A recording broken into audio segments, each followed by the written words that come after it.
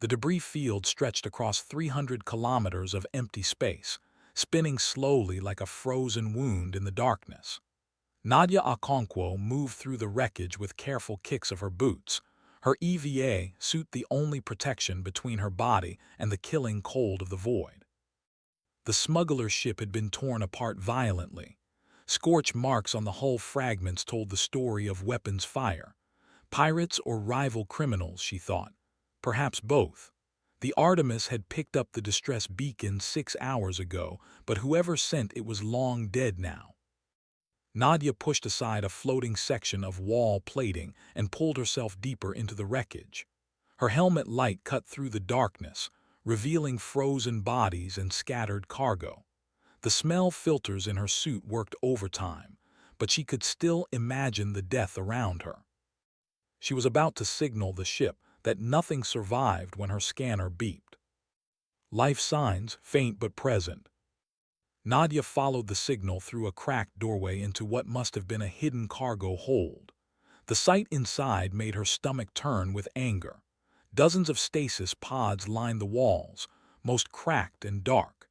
Inside them floated alien creatures of various species, preserved like specimens in a collector's gallery. Smugglers dealing in living cargo, the worst kind. Most of the pods had failed when the ship lost power. The creatures inside were dead, frozen in their glass prisons. Nadia moved past them, following her scanner toward the single remaining life sign. In the far corner, wedged between two broken pods, she found a small metal container. Unlike the others, this one had its own power source, still blinking weakly. Inside, resting on a bed of heated coils, sat an egg. It was beautiful. The shell was crystalline, catching her helmet light and throwing back colors of violet and silver. It pulsed slowly, like a heartbeat made visible. Nadia checked her scanner, and her breath caught in her throat. Dralith. The species was legendary. Ancient dragons who sailed between stars long before humans learned to make fire. Most people believed they had gone extinct centuries ago, hunted for their crystalline scales by collectors willing to pay any price. And here was an egg, stolen, probably from a nest that no longer existed, worth more money than Nadia would earn in 10 lifetimes. She should report this immediately. Protocol demanded she contact Commander Adebyo and let the proper authorities handle it. The egg would be returned to whatever government claimed jurisdiction, or more likely, would disappear into some wealthy collector's private vault. The egg pulsed again, weaker this time. The power cell was dying. Without heat, the embryo inside would freeze within hours. Nadia made her decision without thinking. She unclipped the container from its housing and tucked it against her chest, wrapping her arms around it. Her suit's heating system would keep it warm during the journey back to the ship. Nadia to Artemis, she said into her communicator. No survivors found, returning to ship. She did not mention the egg. Getting aboard without detection was easier than expected. The crew was busy cataloging other salvage from the wreckage. Nadia slipped through the corridors to her quarters and sealed the door behind her. The container's power died completely an hour later. Nadia removed the egg carefully and held it against her body, using her own warmth to keep it alive.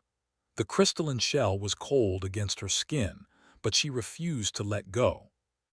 That first night she did not sleep. She talked to the egg instead, telling it stories about Earth, about the ocean she grew up beside, about her grandmother who used to say that all life was sacred. The egg pulsed weakly against her chest, and she chose to believe it was listening. The second night was worse. The embryo's life signs dropped so low that Nadia thought she had lost it.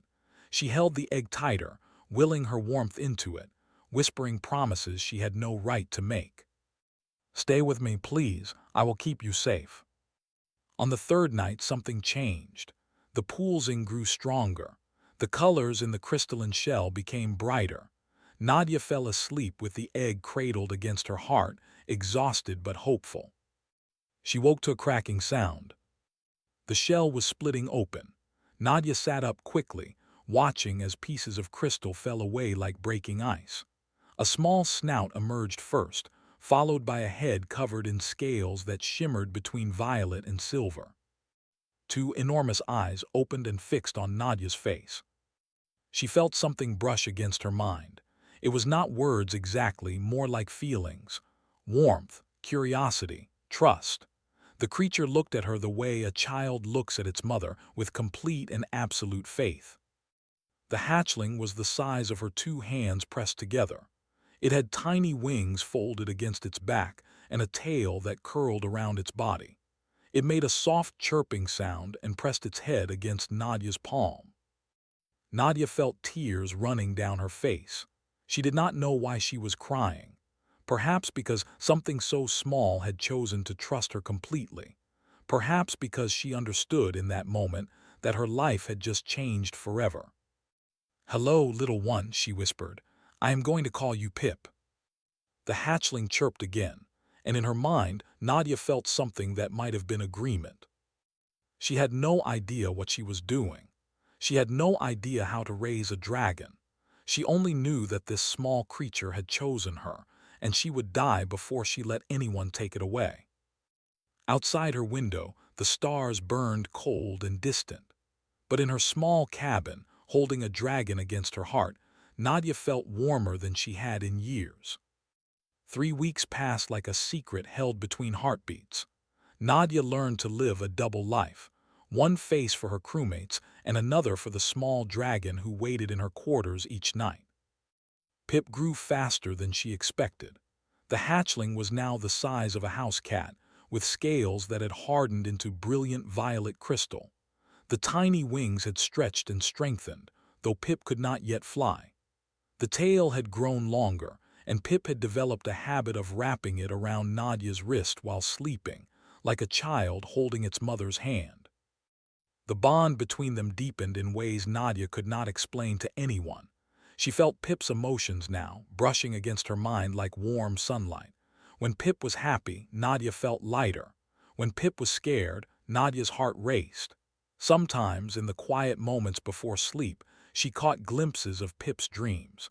Fields of crystal under alien suns. Ancient songs in languages older than human speech. Hiding the dragon had become an art form.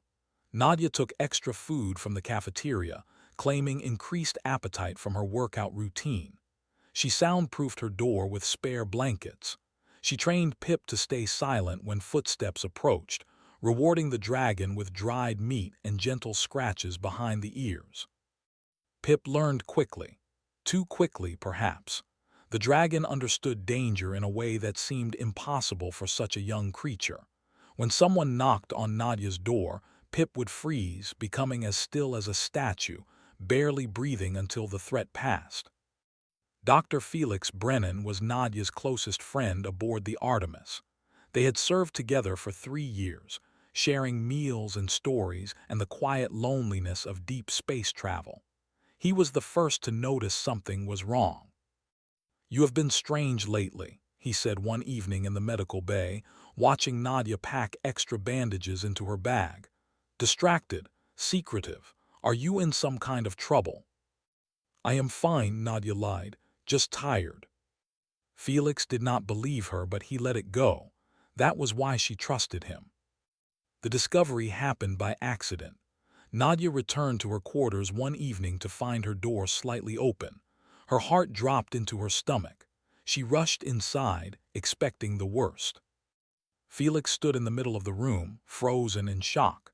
Pip was perched on Nadia's bed, scales raised defensively, hissing at the intruder. "Close the door," Nadia said quickly. "Please, close the door and let me explain." Felix obeyed, his hands shaking. He pressed his back against the closed door and stared at the dragon with wide eyes. "That is a Dralith," he whispered. "Nadia, that is an actual Dralith. They are apex predators, they destroy ships, they eat people." "Pip has never hurt anyone." "Pip," Felix laughed, but there was fear in it. "You named it Pip." The dragon stopped hissing. Pip's head tilted, studying the new human with curious eyes. Slowly, the scales lowered. The hatchling looked at Nadia and she felt a question in her mind. Safe? Yes, Nadia thought back. He is a friend. Pip jumped down from the bed and walked toward Felix. The doctor pressed himself harder against the door, but there was nowhere to go. The dragon stopped at his feet and looked up at him. Then Pip made a soft chirping sound and rubbed against Felix's leg like a cat greeting a familiar person. Felix stared down at the dragon, then up at Nadia, his expression shifting from terror to confusion. It likes me. Pip can feel emotions, Nadia said. The dragon knows you are not a threat. You are scared, but you are not dangerous. Felix slowly crouched down, his hands still trembling. Pip pressed into his palm, purring at a frequency that Nadia felt more than heard. She watched fear drain from her friend's face, replaced by wonder. How long have you been hiding this? He asked. 3 weeks, since the smuggler wreck. The authorities will take it away, or worse. I know. Felix looked at the dragon, then at Nadia. She saw the decision forming in his eyes before he spoke. I will not tell anyone, but you need help. Proper food, medical monitoring. Let me help you keep this secret. Nadia felt tears threatening again. She nodded, unable to speak. That night, Nadia woke to Pip trembling against her side. The dragon's eyes were wide with something beyond ordinary fear. Nadia felt it through their bond, a deep cold terror that did not belong to either of them. Images flooded her mind, massive shapes moving through space, wings that stretched across the stars, ancient eyes burning with anger and loss. They are coming, Pip whispered. Nadia sat up in shock. It was the first time the dragon had spoken aloud. The voice was soft, musical, but filled with dread.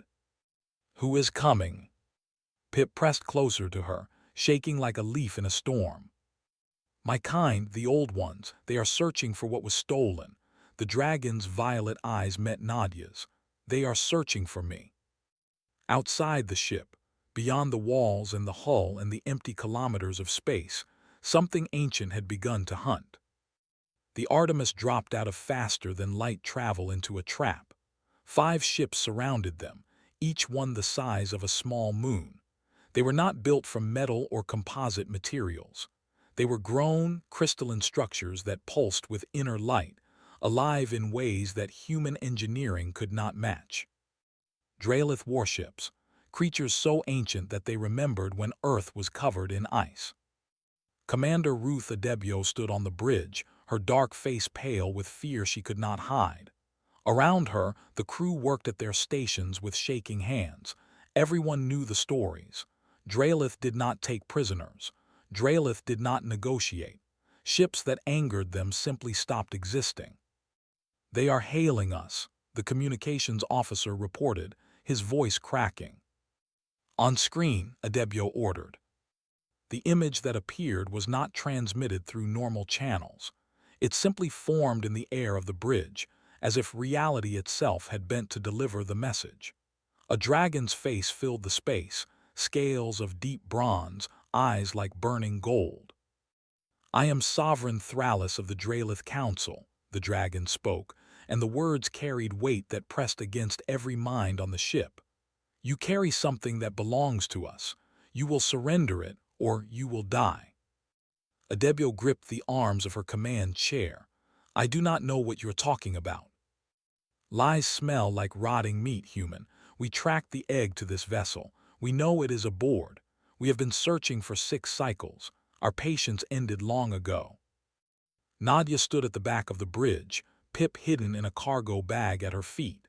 She felt the dragon trembling against her legs, terror flooding through their bond. This was the moment she had feared since the first night, the moment when everything would fall apart. She could stay silent, let the crew die to protect her secret. The thought lasted less than a heartbeat before she rejected it completely. Wait, Nadia stepped forward, her voice cutting through the tension. The egg is safe. The hatchling is alive. Every eye on the bridge turned to her. Adebio's expression shifted from fear to fury. Okonkwo, what have you done? Nadia ignored her commander. She opened the bag and lifted Pip into her arms. The small dragon pressed against her chest, scales raised in fear but refusing to hide. Sovereign Thrallus went completely still. The ancient eyes locked onto Pip with an intensity that felt like physical pressure. "That egg was meant for sacred bonding," Thrallus said slowly. "It was stolen from a protected nest. It was to be paired with a Draelith guardian, trained in the old ways, raised to lead." The massive head turned toward Nadia. "Instead, it has bonded with a human, a creature from a death world, a species that has existed for less than an eye blink in cosmic terms." "I saved the egg," Nadia said, fighting to keep her voice steady. "It was dying when I found it. The smuggler ship was destroyed, the power was failing. I kept Pip warm with my own body for 3 days until the hatching." "Show me." The command was not a request. Nadia felt something reach into her mind, not violent but irresistible. Memories flowed out of her without permission. The dark wreckage, the cold egg, the 3 nights of fear and hope, the moment of hatching, the weeks of hiding and protecting and loving. Thrallus saw everything. The dragon saw how Nadia had broken rules to save a life that meant nothing to anyone else. The dragon saw the bond that had formed, pure and unplanned and utterly genuine. The presence withdrew from her mind. Nadia swayed, exhausted, but stayed on her feet. "The bond is real," Thrallus admitted. "I have never seen it form with an outsider species before. It should not be possible." "Pip chose me," Nadia said. "I did not force this. I did not even know what was happening, but I will not give the dragon up. Not to you, not to anyone." Thrallus moved closer, the projection growing larger, more overwhelming. "You would defy a Draelith sovereign. You would risk your life and the lives of everyone on this ship for one small dragon." Nadia felt her crew behind her, felt their fear and confusion. She felt Pip against her chest, felt the dragon's heart beating fast but no longer running. "Yes," she said simply, "Pip is my family now. You do not trade family." The bridge was silent. Thrallus studied her with eyes that had seen empires rise and fall, stars born and dying. "You are either the bravest creature I have ever encountered," the sovereign said slowly, "or the most foolish, perhaps both." Pip lifted her head and spoke for the first time since the dragons appeared. "She is my guardian. She chose me when no one else would. She kept me alive when death was easier. You cannot take her from me." Thrallus looked at the small dragon for a long moment. Something shifted in those ancient eyes. Something that might have been respect or sorrow or both. "The bond is sacred," Thrallus said finally, "even when it forms in ways we did not expect. But the council must judge this. Both of you will come with us. The human will prove her worth or the bond will be broken." "And if I refuse?" Thrallus smiled, and it was not a comforting expression. "Then your crew dies, your ship burns, and we take the hatchling anyway. But the breaking would destroy the child as surely as it would destroy you. So you will not refuse, because whatever else you are, human, I see that you love her." Nadia held Pip tighter. "I will go, but if you try to hurt Pip, I will find a way to stop you. I do not care how powerful you are." Thrallus laughed, a sound like thunder rolling across mountains. "Perhaps the death world breeds warriors after all. Come then, guardian. Let us see what you are truly made of." The Draelith homeworld had no name that humans could pronounce. It existed in a dimension slightly sideways from normal space, hidden from the rest of the galaxy by technology or magic or something in between. Nadia stood in the center of a vast crystalline chamber, surrounded by dragons. They circled above her like living thunderstorms. Some were small, barely larger than Pip. Others stretched across the ceiling, their wings casting shadows that could cover entire cities. Their scales came in every color she could imagine, and some she could not. Gold and bronze and silver, deep purple and shimmering green. One ancient creature seemed to be made entirely of living light. Pip pressed against Nadia's leg, trying to be brave. The hatchling had grown so much in the past months. now reaching Nadia's hip, but among these giants, Pip seemed impossibly small. Sovereign Thrallus descended from above, landing with a grace that defied physics. Two other elders took positions beside the sovereign, their expressions unreadable. "Nadia Okonkwo of Earth," Thrallus announced. "You stand before the Council of Elders to prove your worth as a guardian. The bond you carry is sacred to our people. If you are unworthy, it will be broken. Do you understand?" "I understand." "Then we begin with the trial of memory. You will open your mind to us completely. We will see every thought, every feeling, every moment you have shared with the child. You may hide nothing." Nadia had expected this. She took a deep breath and lowered every barrier she had. The minds of a dozen ancient dragons poured into her consciousness. It was like standing beneath a waterfall of fire, overwhelming and relentless. They pulled memories from her without gentleness. The moment she found the egg, the 3 nights of keeping it warm, the first time Pip opened those violet eyes, every feeding, every night of sleep curled together, every whispered promise in the dark. They saw her fear that she was not enough. They saw her love that had grown without permission. They saw the fierce determination that had carried her through every difficult moment. When they withdrew, Nadia collapsed to her knees, gasping. Pip rushed to her side, chirping with concern. "She is genuine," one elder admitted. "The love is real." "Love alone is not enough," another countered. "We must test her strength." Thrallus nodded. "The trial of pain." Without warning, something struck Nadia's mind. It was not physical, but it hurt more than any wound she had ever received. She felt the bond with Pip stretching, tearing, breaking apart.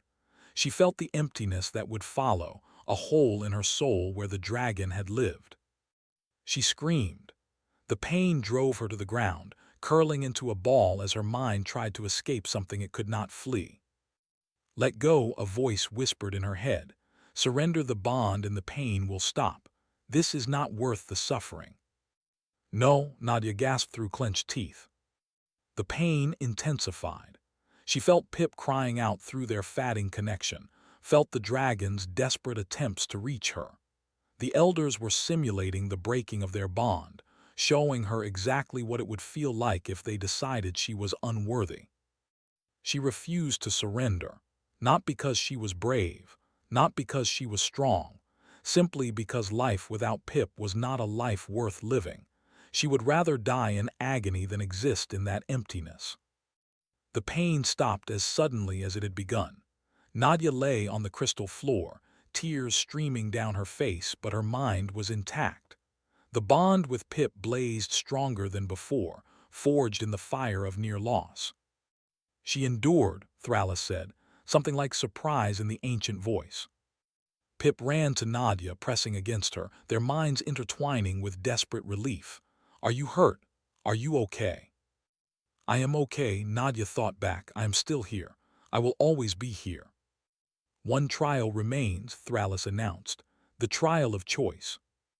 Nadia forced herself to stand. Her body shook, but she faced the elders without looking away. "We offer you a choice, human," Thrallus said. "Surrender the bond willingly and you will be rewarded. We will give you wealth beyond measure. Ships, planets, anything you desire. We will return you to your Earth as the richest being your species has ever known, or keep the bond and face an uncertain future. The choice is yours." Nadia almost laughed. After everything she had endured, they thought she could be bought. "You do not understand, do you?" she said. "Pip is not a possession. The dragon is not something I am keeping because I want a reward. Pip is my family, my child, my heart." She looked around at the gathered dragons, at creatures who had lived for thousands of years, who had seen civilizations born and die. "On Earth, we have a saying, blood is thicker than water, but the full saying is different. The blood of the covenant is thicker than the water of the womb. It means the family we choose is stronger than the family we are born into." She reached down and placed her hand on Pip's head. "I chose Pip, and Pip chose me. No amount of gold will change that. No threat will break it. If you take Pip from me, you will have to kill me first, and even then I will find a way back." The chamber fell silent. The elders looked at each other, communicating in ways Nadia could not perceive. Then Sovereign Thrallus stepped forward. The ancient dragon spoke a word in a language older than human speech. The sound resonated through the crystal chamber, through Nadia's bones, through reality itself. Around Nadia's wrist, something began to grow. Crystal scales, violet and silver, forming a band that wrapped around her skin and sank into her flesh. It did not hurt. It felt like coming home. "The trials are complete," Thrallus declared. "You are worthy. The bond is permanent. You are now a guardian of the Draelith, the first of your kind." Pip's joy exploded through their connection, like sunlight breaking through clouds. "I knew you would not leave me," the dragon's voice sang in her mind. "I knew it from the first moment I saw your face." Nadia smiled through her tears and held her dragon close. "Never," she whispered, "not ever." 6 months of peace shattered in a single moment. Nadia was teaching Pip to hunt in the crystal forests when the sky turned red.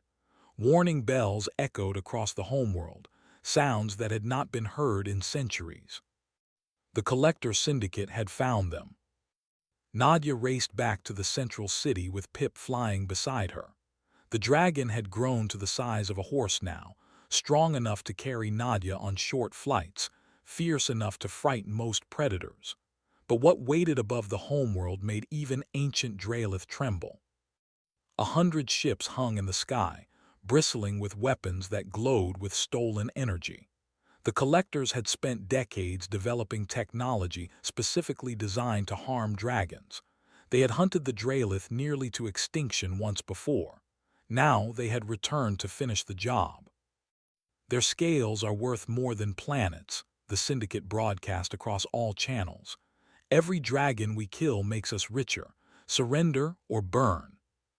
The Draelith did not surrender. They rose to meet the invaders, great wings blotting out the stars, fire pouring from their jaws. For a moment, Nadia thought they would win easily. Then the Syndicate weapons fired. Beams of sickly green light struck the dragon formation. Wherever they touched, scales cracked and flesh burned. Ancient elders who had survived for millennia screamed and fell from the sky. The weapons had been designed perfectly, targeting the exact frequencies of Draelith biology. "No," Pip breathed, watching the carnage. "This is not possible." 3 elders fell in the first minute, then 7 more. The Draelith were being slaughtered by creatures they had always considered beneath notice. Pip surged forward, wings spreading. "I have to help them." Nadia grabbed the dragon before Pip could fly. "No, you are too young. Those weapons will kill you instantly." "I cannot watch my people die." "And I cannot watch you die." Nadia held Pip's face in her hands, forcing the dragon to look at her. "Listen to me. There is another way." She had been thinking about it since the attack began. The Syndicate knew how to fight dragons, but they did not know how to fight humans. "Their weapons are designed for Draelith," Nadia said quickly. "Their defenses are designed for dragons, but I am neither. I am just a weak, harmless human from a death world." Pip understood immediately. "You want to infiltrate their command ship." "I want to destroy their weapon array. Without those green beams, the Draelith can tear their fleet apart." "It is suicide." "Maybe." Nadia looked up at the burning sky. "But your people took me in. They made me family. I do not run when family is in danger." She found Sovereign Thrallus commanding the defense from a crystal tower. The ancient dragon was wounded, golden blood dripping from a gash along one wing, but still fighting. "I have a plan," Nadia said. Thrallus listened. The Sovereign's eyes widened with something between admiration and disbelief. "You would die for us." "I would fight for you. There is a difference." Thrallus studied her for a long moment, then nodded. "Go, and may the old stars watch over you, little human." A small transport ship carried Nadia toward the Syndicate flagship. She wore no armor, carried no obvious weapons. When the Syndicate soldiers intercepted her, she surrendered immediately, hands raised, voice trembling with practiced fear. "Please," she begged. "I am just a researcher. I was trapped here when the attack started. I will tell you anything you want to know about the dragons. Just do not hurt me." The collectors laughed. Humans were known throughout the galaxy as soft, emotional, easily broken. They brought her aboard the command ship without even searching her properly. They did not notice the explosive charges hidden in her boots. They did not notice the blade sewn into her sleeve. They did not notice the cold determination in her eyes, masked by false tears. Nadia moved through the ship like a ghost. When guards stopped her, she cried and begged and distracted them until she could strike. When doors blocked her path, she used codes stolen from dead soldiers. When she finally reached the weapon control room, 12 collectors lay behind her, and her clothes were soaked with blood that was not entirely her own. The weapon array was beautiful in a terrible way. Towers of machinery humming with power that could kill gods. Nadia placed her charges carefully, setting timers, checking connections. Her hands shook from exhaustion and blood loss, but she did not stop. The door exploded inward just as she finished. Syndicate soldiers poured into the room, weapons raised. Nadia smiled and pressed the detonator. The explosion tore through the ship. Weapon systems overloaded and died. Across the fleet, the green beams flickered and failed. The Draelith roared with renewed fury and fell upon their attackers. Nadia flew backward, thrown by the blast. She hit a wall hard enough to hear things break inside her. Pain erupted across her body as she slid to the ground. Through the smoke, she saw Pip diving toward the ship, violet scales blazing. "No," Nadia thought, "stay back. It is too dangerous." But Pip did not listen.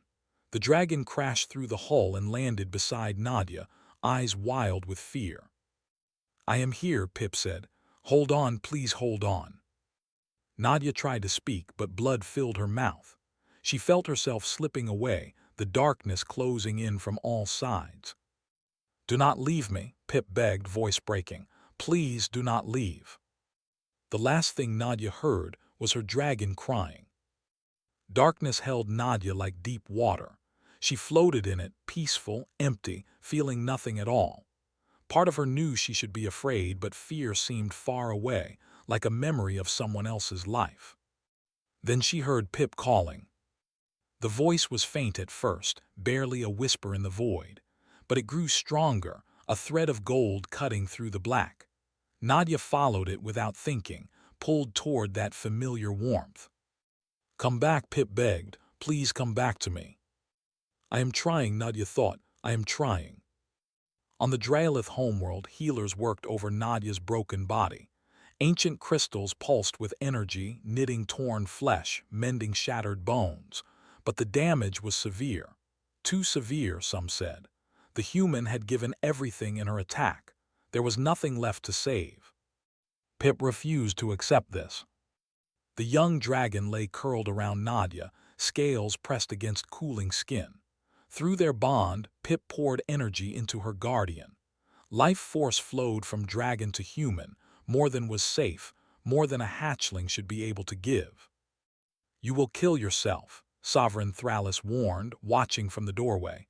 "The healing is taking too much from you." "Then I will die," Pip said simply. "But not before her, never before her." The other dragons exchanged glances. They had never seen devotion like this, not even among their own kind. The bond between these two had become something beyond normal guardianship.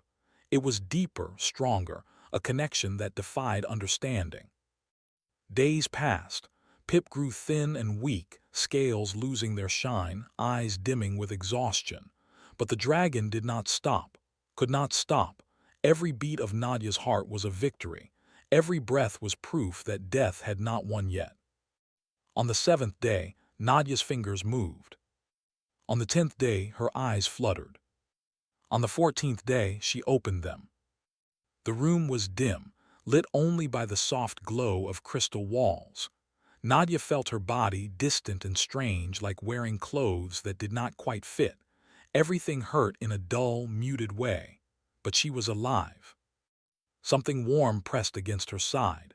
She turned her head slowly, each movement requiring enormous effort. Pip lay beside her, curled tight, watching with eyes full of desperate hope. The dragon had grown thin, bones visible beneath dull scales, but those violet eyes blazed with love that burned brighter than any star. "You are awake," Pip whispered, voice breaking. "I missed you." Nadia felt tears running down her face. She lifted her hand, trembling with weakness, and cupped the dragon's face. "I heard you calling me back," she said, her voice rough from disuse. "Every moment, every single moment in the dark, I followed your voice home." Pip pressed closer, a sound between crying and laughing escaping the dragon's throat. Their bond flared bright, two souls recognizing each other, celebrating the miracle of survival. "They said you might not wake up," Pip admitted. "They said I was killing myself trying to save you. I did not care." "I know," Nadia smiled weakly. "I would have done the same." In the doorway, Sovereign Thrallus watched in silence. The ancient dragon had lived for thousands of years, had seen empires rise and fall, had witnessed countless bonds form and break, but never anything like this. "The humans saved our homeworld," Thrallus said quietly to the other elders. "She walked into death without hesitation, for people she barely knew, for a species that is not her own, and the child refused to let her go, even at the cost of everything." "What do we do with them?" an elder asked. Thrallus was quiet for a long moment. "We honor them, we protect them, and we learn from them." News of what happened spread across the galaxy. A human from a death world had infiltrated a syndicate flagship and single-handedly destroyed their weapon array. She had saved an ancient species from extinction, and a dragon hatchling had refused to let death claim her guardian.